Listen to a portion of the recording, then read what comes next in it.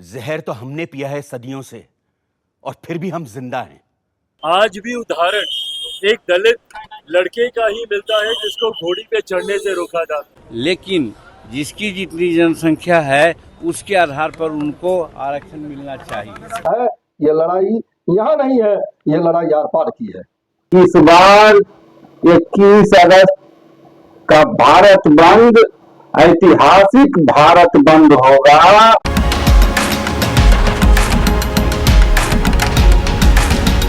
दोस्तों नमस्कार। आरक्षण एक ऐसा मुद्दा बन गया है जिसके आगोश में भारतीय उपमहाद्वीप आ गया है। पड़ोसी देश बांग्लादेश में आरक्षण के विरोध में एक ऐसा उबाल आया कि वहाँ सत्ता का तख्ता पलट हो गया। प्रधानमंत्री शेख हसीना को अपना देश छोड़ करके भारत में शरण लेना पड़ा। भारत का आरक्षण है ये मान अपमान, गैर बराबरी, आर्थिक दोहन के कारण भारत का आरक्षण है। बांग्लादेश की आरक्षण का जो तात्कालिक घटना हुई है और वहां के वर्तमान प्रधानमंत्री शेख हसीना जी को पदच्युत होकर देश छोड़ना पड़ा, वो एकमात्र आरक्षण कारण नहीं रहा। वहां जिस तरह आप देख रहे हैं भारत में आंकड़ों का खेल चल रहा है, जमीन पर कुछ और है और कागज में कुछ और सरकार चल रही है, भारत की सरकार मोदी जी की। तो आंकड़ों का खेल यह है, जिस आंकड़ा से चुनाव प्रभावित होता है, जिस आंकड़ा से आर्थिक शोषण का प्रभाव होता है, जिस आंकड़ा से बेरोजगारी को छुपाया जाता है, जिस आंकड़ा से आरक्षण को जो है कि बरगलाया जाता है, जिस आंकड़ा से जातीय समुदाय को भटकाया जाता है, वही आंकड़ा वहां बढ़ चढ़ के जो बेरोजगारी का दर उच्च दर से बताया जाता था, आर्थिक संबलता का दर जो है कि 8.8% जो है कि जीडीपी का ग्रोथ बताया था, सरासर वहां झूठ था, हकीकत कुछ और था। आरक्षण एक बहाना बना। भारत में भी आरक्षण एक अहम मुद्दा बन गया है। इसका कारण पिछले दिनों सुप्रीम कोर्ट का ये फैसला है जिससे दलित वर्ग में एक उबाल ला दिया है। आरक्षण का मसला ये कोई नया मसला नहीं है। पिछले लगभग 77 वर्षों से यानी कि आज़ादी के समय से ही ये आरक्षण का मसला आ गया था, जब संविधान सभा में इसको लेकर एक बहस चली। खतरा ये है कि अगर हमने एक विशेष वर्ग को आरक्षण दे दिया तो बाकी के लोग भी आरक्षण की मांग करेंगे और भारत भर में जातिवाद का ये जहर फैलता जाएगा। जहर तो हमने पिया है सदियों से और फिर भी हम जिंदा हैं। रीढ़ की हड्डी तोड़ डाली आप लोगों ने हमारी, फिर भी हम लोग खड़े हैं। अरे एक बार हमें अपने बराबर आने का मौका तो दीजिए पटेल जी, फिर देखिए कैसे हम आगे निकल जाते हैं। और यह काम बिना आरक्षण के नहीं होगा। अगर फिर भी मेरी बातें आपको जहरीली लग रही हैं तो मैंने अपना इस्तीफा तैयार रखा है, आप खुद लेते जाइएगा। मैं बड़ा जिद्दी आदमी हूं अंबेडकर जी, लेकिन मूर्ख नहीं हूं, किसान हूं। देखकर ही बता सकता हूं कि कौन सा बीज कल मुझे अच्छी फसल देगा। काफ़ी जद्दोजहद के बाद आखिरकार संविधान सभा ने दलित पिछड़ों के लिए आरक्षण की मांग स्वीकार कर ली, जिसमें आज़ादी के समय से ही दलितों को आरक्षण का लाभ मिलता रहा। आरक्षण का मामला दलितों को मिल जाने के बाद भी ये मामला शांत नहीं हुआ। पिछड़े वर्ग में भी आरक्षण की मांग होने लगी। कई बार देश में आरक्षण को लेकर के आयोग बना। बिंदेश्वरी प्रसाद मंडल की अध्यक्षता में भी एक आयोग बना जिसे मंडल आयोग कहा जाता है। इस मंडल आयोग ने अपनी सिफारिश कांग्रेस सरकार को दी थी, लेकिन तत्कालीन सरकार ने इस पर कोई अमल नहीं किया और इनकी सिफारिशों को ठंडे बस्ते में डाल दिया। लेकिन जब बीपी सिंह की सरकार बनी तो अगस्त 1990 में पिछड़े वर्गों के लिए 27% का आरक्षण लागू कर दिया। इससे देश में फिर उबाल आ गया। अक्टूबर 1990 में दिल्ली यूनिवर्सिटी के देशबंधु कॉलेज के छात्र राजीव गोस्वामी ने आरक्षण के विरोध में आत्मदाह का प्रयास किया। यह घटना पूरे देश में आग की तरह फैल गई और जगह जगह तोड़फोड़ आगजनी भी हुई। आरक्षण के इस मुद्दे में एक तरफ आरक्षण विरोधी थे, एक तरफ आरक्षण के समर्थक। समय समय पर नेताओं द्वारा अपने हित के लिए आरक्षण जैसे मुद्दों को हवा देते रहते हैं, लेकिन इस बार जो मामला है वो किसी राजनीतिक दल की ओर से नहीं बल्कि माननीय सुप्रीम कोर्ट की तरफ से है। सुप्रीम कोर्ट ने दलितों के आरक्षण में जो फैसले दिए उसको लेकर के दलित वर्ग में एक उफान आ गया है। दलित समाज पूरे आक्रोश में है। इसलिए दलित संगठनों ने 21 अगस्त 2024 को पूरे भारत बंद का आह्वान किया है। दलित समाज में आक्रोश इसलिए है कि बेवजह तथ्यहीन सच्चाई से दूर माननीय सुप्रीम कोर्ट का आदेश आ जाता है, इसलिए आक्रोश है। बैठकों में ये निर्णय हुआ कि 2 अप्रैल 2018 को जो ऐतिहासिक बंद हुआ, दर्जन से अधिक साथी ने अपनी शहादत दिया। उन साथियों को हमने श्रद्धांजलि दिया और ये शपथ लिया कि इस बार 21 अगस्त का भारत बंद ऐतिहासिक भारत बंद होगा। ये कि आरक्षण क्यों? मैं ये कहता हूं कि बाबा साहब डॉक्टर भीमराव अंबेडकर ने जो संविधान में आरक्षण का प्रावधान किया वो आज तक है। इसका कारण है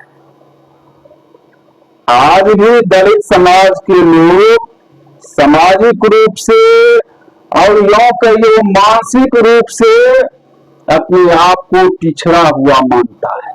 ये क्या दर्शाता है कि आज भी मानववादी मानसिकता है।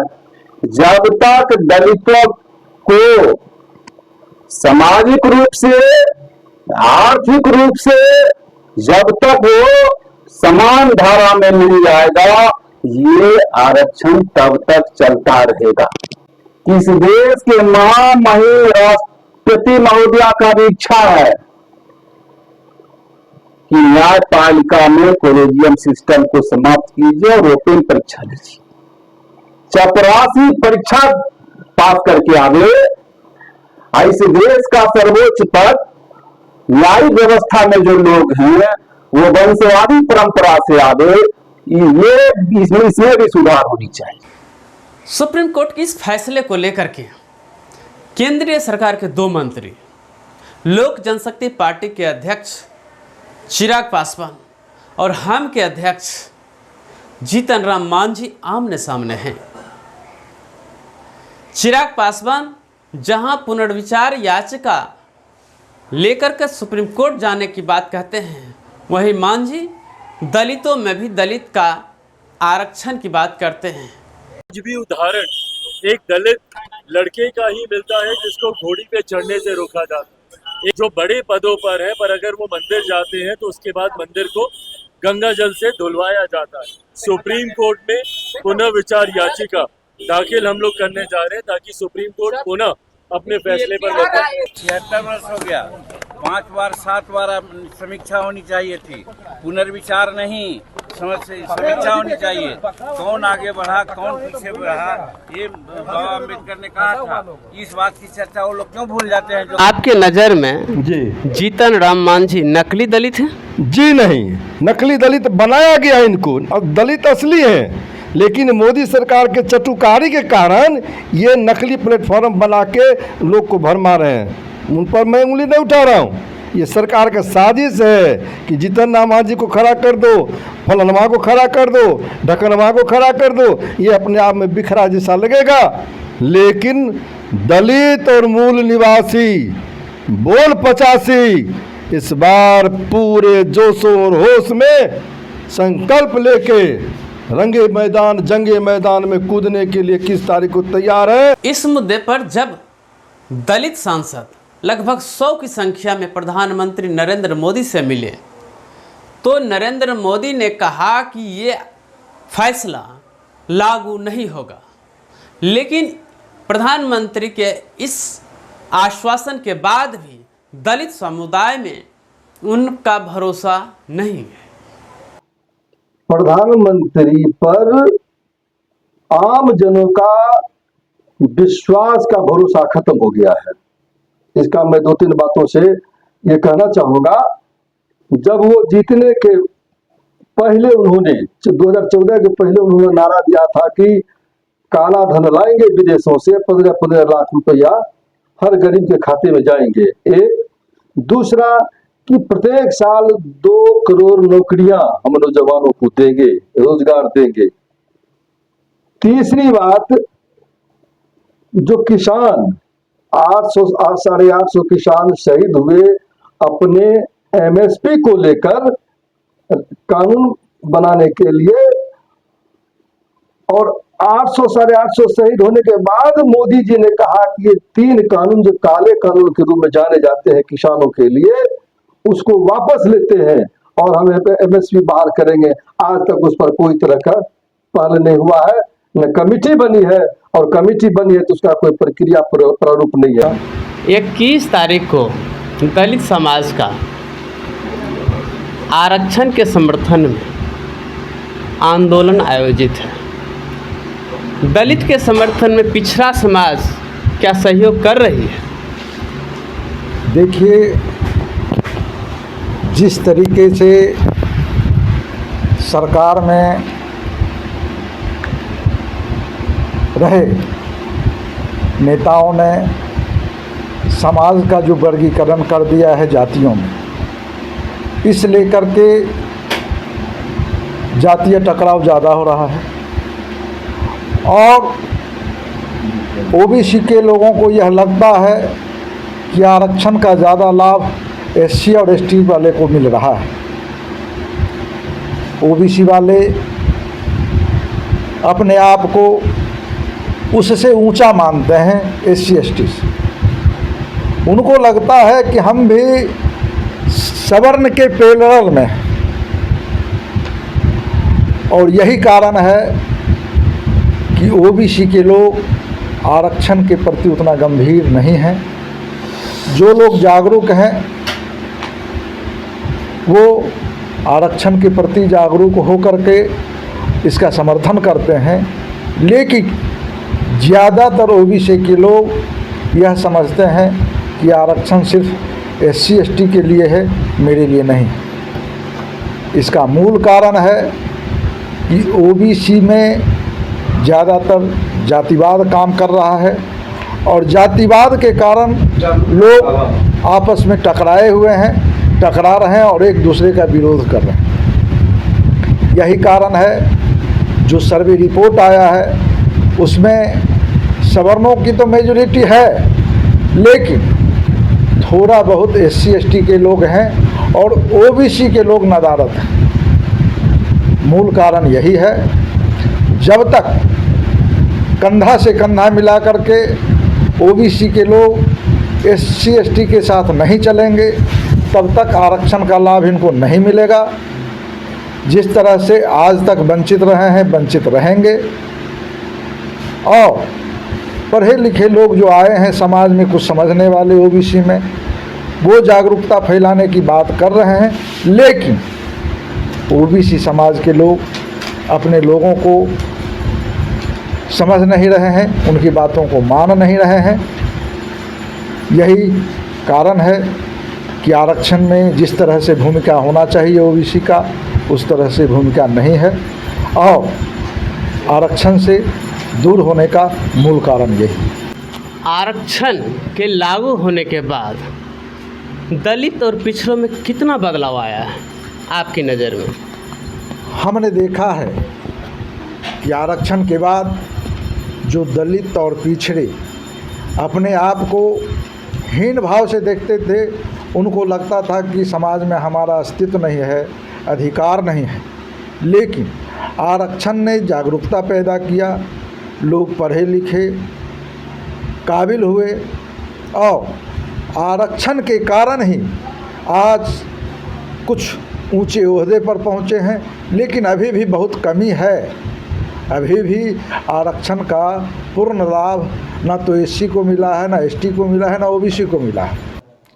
आरक्षण के मुद्दे पर के.एम. मुंशी ने भी कहा था कि इसकी समय सीमा तय की जाए। कितने दिनों तक हम ये रक्षा कवच प्रदान करेंगे, ये भी हमें तय करना होगा, और ये कि कब इसे समाप्त कर दिया जाए। ऐसे में सवाल उठना लाजमी है कि आरक्षण कब तक? आज़ादी के 78वें वर्ष की जश्न मना रहे भारत में दलित पिछड़ों के मन में अभी भी भय बना हुआ है। जब राहुल गांधी देश के टॉप मोस्ट ब्यूरोक्रेसी में पदस्थापित दलित पिछड़ों की संख्या का डाटा पेश करते हैं, तो इस वर्ग में एक फिर से भय पैदा होता है कि हमारे हित की बात कौन लागू करेगा। न्यायपालिका में दलित पिछड़ों की उपस्थिति नगण्य होने से न्याय को लेकर उनके मन में संशय पैदा होता है। समाज में व्याप्त असमानता, ऊंच नीच की भावना अभी तक कायम रहने से दलित पिछड़ों में आरक्षण ही एकमात्र विकल्प दिखता है।